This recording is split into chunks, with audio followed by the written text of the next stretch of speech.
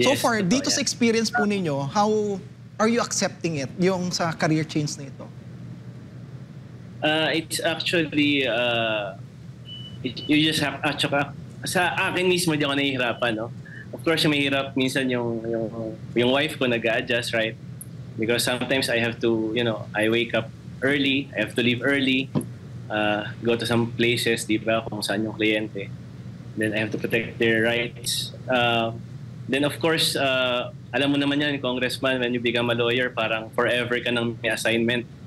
So lagi kang nagbabasa. So sometimes I'm just trying to balance out yung spending time with family and performing my responsibilities and duties as a lawyer. So dun lang naman ang balansihan yan. Yes, attorney, congratulations for that. Yung binabanggit mo kanina na yung mga seafarers, kadalasan na iipit yung mindset po nila because they want to retire early. So hindi na po nila na-achieve yung highest position. So ano yung nakikita po ninyo na way dito to encourage our seafarers to really aspire dun sa mataas na posisyon kaysa becoming ay seafarers tapos kumita na po sila for a certain amount of money kasi mas mataas na po yung sweldo, then later on, iiwan na po nila yung career po na yon. So, what do you think should be an encouragement to them? I think the best encouragement for especially the young people who would like to be seafarers, who are currently seafarers, you must accept the fact na this will be your way of life. Acceptance is the first thing, recognizing it, accepting it. Then, of course, we must aim for that yung highest position. I know for most of our graduates, maritime graduates, nahihirapan talaga sumakay. Especially, I think there's already a study on that kung ilan, maybe around half hindi nakakasakay or more.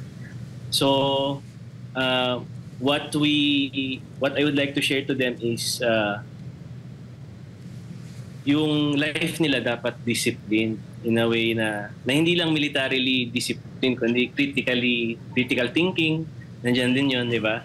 And they apply this kasi pag nakita naman yan ng interviewer, di mo na kailangan ng padrino pag nakita yan na you can think for yourself. It's very important sa barko because when you're already very far from land, that's official kayo, you're actually applying your critical thinking to adjust para ma-achieve mo yung safety ng ship at ma-deliver yung goods.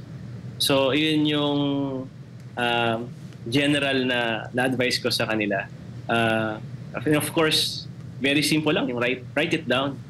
If you cannot commit to writing it down, then how can you achieve more things? Yan ang mga bagay na in-apply ko rin sa life ko, writing it down kung merong mga ideas or things to do. Marami siguro kung hindi na-achieve, pero sa checklist ko naman siguro, let's say 30% achieve. Yun.